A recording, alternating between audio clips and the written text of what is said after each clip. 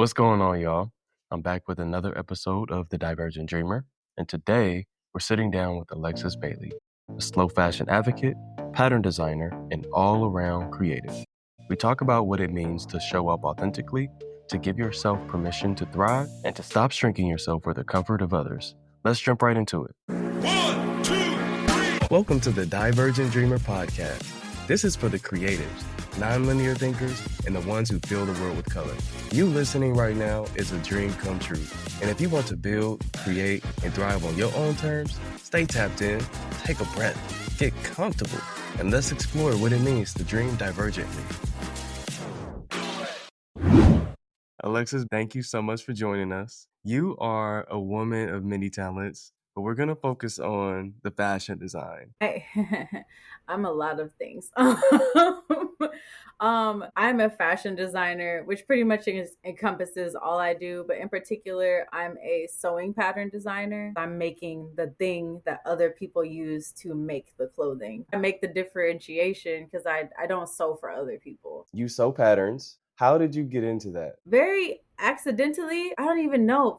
For some reason, this magazine is a very popular magazine called Making Magazine, and they have knitting, quilting, and sewing in the magazine. They put different patterns and designs and collect designers and put their work into the magazine.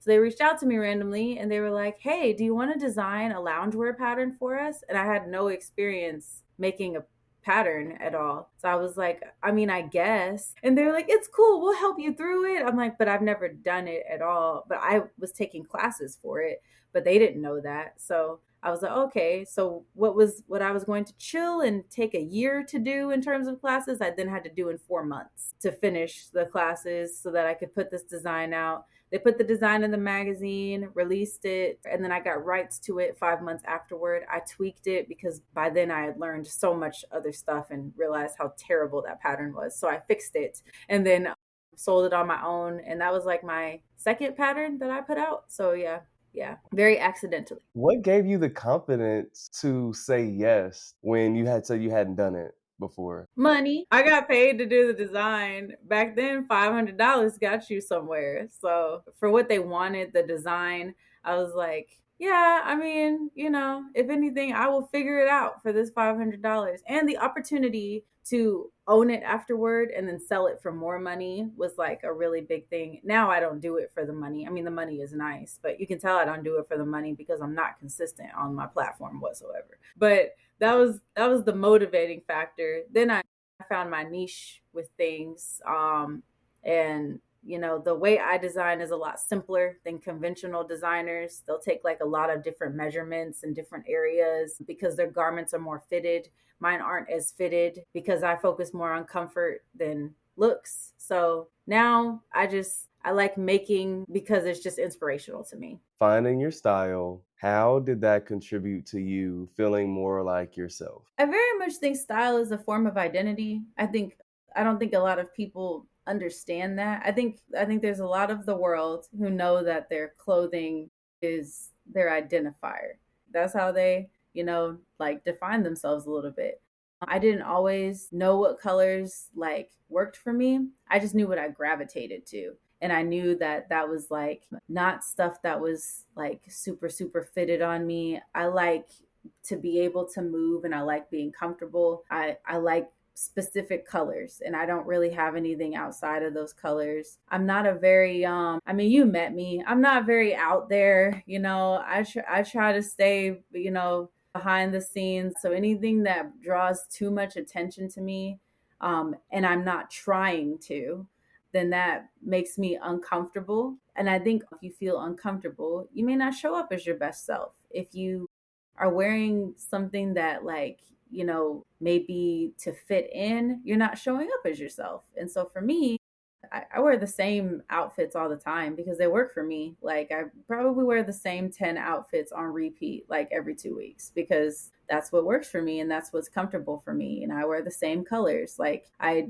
did a color analysis. I don't really deviate from those colors anymore. It just makes me feel comfortable to be myself because I am just comfortable. When I really connected with myself last year, I felt like my wardrobe changed. When I started embracing aspects about my personality and noticed that the way I would dress and the things that I would wear changed. And it wasn't an intentional thing, it just kind of happened. And I was Yes. like drawn to it, it really is a part of identity. And the more that we embrace ourselves, the more we'll kind of just be even drawn to some of the clothes that make us feel like us. It really is true. Once you have become more comfortable with your own self identity, it's like clockwork. Like it's not even something you think about. It's you just know. And that's to me a really big part of slow fashion is that if people slowed down and were more intentional with how they shopped, then you would realize half the stuff you buy and you ain't even actually drawn to. It's just impulse.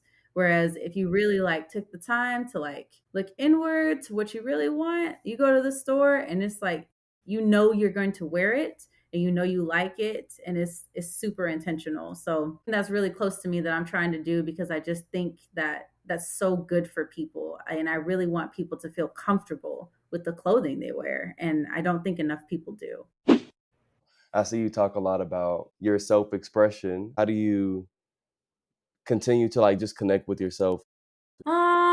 I think I just stopped caring about what people think. I don't care anymore. Like because just existing offends certain people. So, there's just nothing I can do, to please everybody. I just can't. People used to tell me that all the time. You just don't get it until it hits you personally what that means.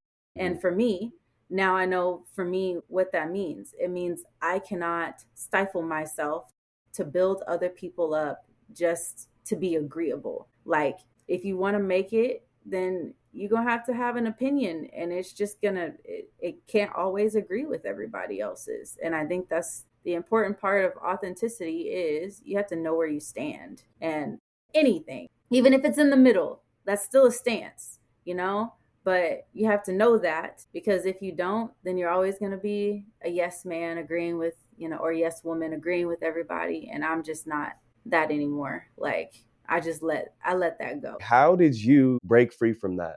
How did you get to a place where you are now where you're just like, I don't care anymore? Man, I I don't even know. So many things have happened in the past 5 years. I think personally, how I have shown up in my marriage has been part of that. Then I had friends dropping. I went through a really tough situation last year, like a personal situation, and I had to deal with some grief from it. And, how that grief showed up was not the best.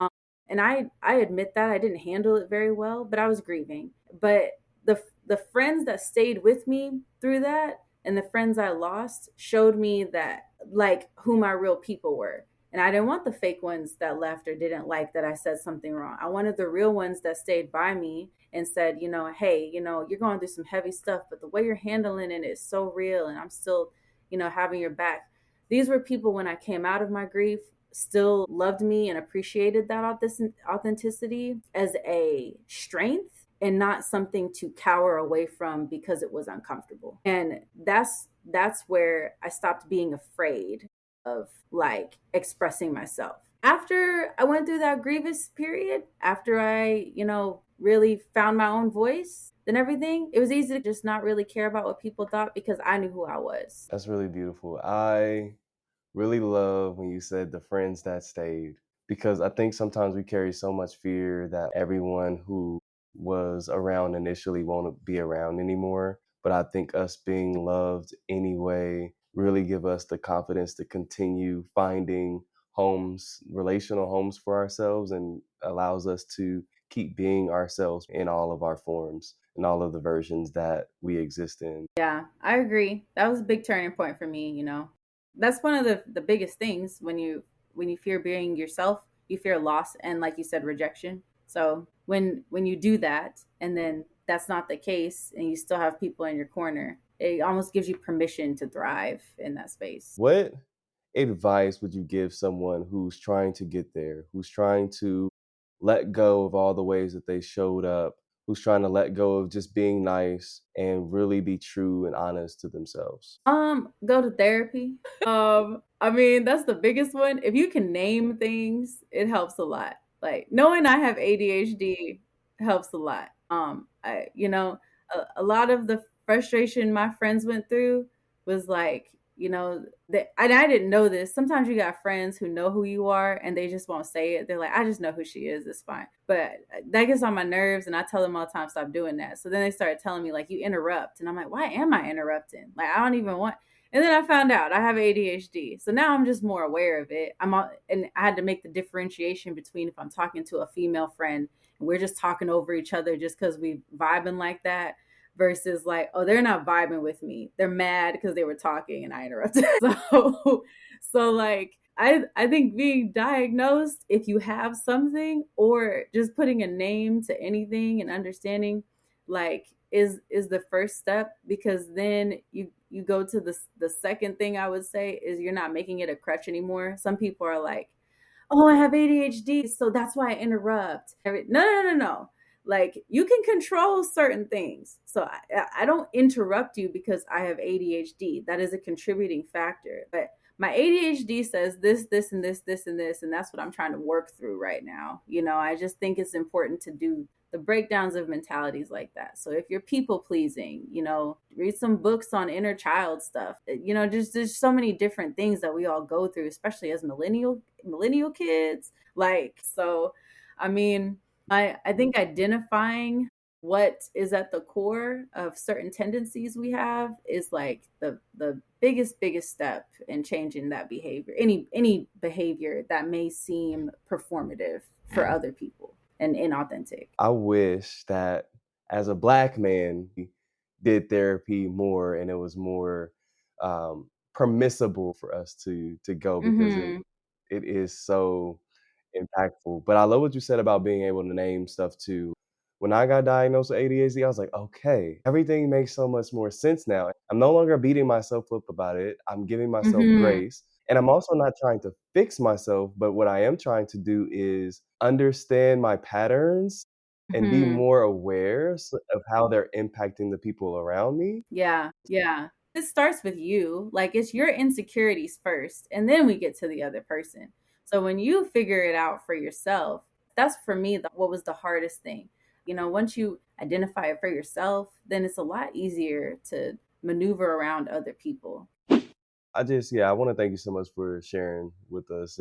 I have a fun question for you. I want to know what songs you've had on repeat lately. What music have you been listening to? Oh, it's a lot of indie people that I'm into right now. I can tell you who my favorite artist like has been for years is Hiatus Coyote. I go see them. I was seeing them every year in LA, but this year, for the past 2 or 3 years, but this year they're coming to Dallas. And I'm just like, I mean, I'm happy about it, but I'm like, I like my little trip to LA to go see them. So I'm like, but yeah. So Thank you so much for being here. It was such a pleasure to hear your story and to learn how you've navigated authenticity and showing up and expressing yourself. Thank you so much. thank you. I appreciate your time. This was motivation for me. I'm glad you started this space. It really is it's cool. I don't even have other words. Like, that's the best way I can put it. It's what's up. It's legit. We appreciate you for tapping in. If this episode resonated with you, do me a favor, rate and subscribe. And if you're feeling generous, don't hesitate to buy me a coffee. The link is in the show notes. We really can't do this without you. So keep dreaming, keep creating, and keep thriving. Until next time, y'all.